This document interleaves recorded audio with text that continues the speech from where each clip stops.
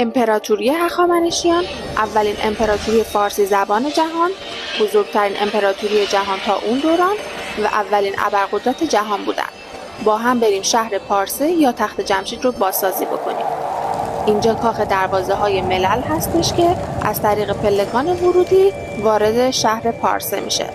اونجا برای انتظار دیپلمات‌های سراسر امپراتوری در نظر گرفته شده بوده که از درب جنوبی مشرف به حیاط کاخ آپادانا میشه.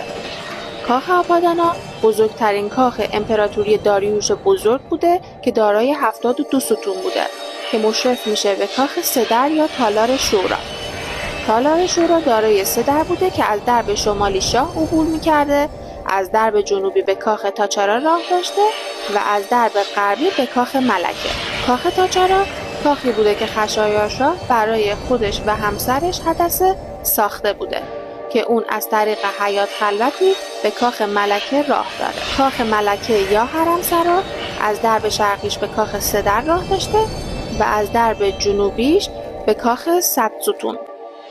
کاخ 100 ستون دومین کاخ بزرگ امپراتوری هخامنشی‌ها بعد از آپادانا بوده و دارای 100 ستون زیبا بوده که از درب شمالی به کاخ آپادانا راه داشته و این تازه بخشی از شکوه و زیبایی شهر پارسه هست.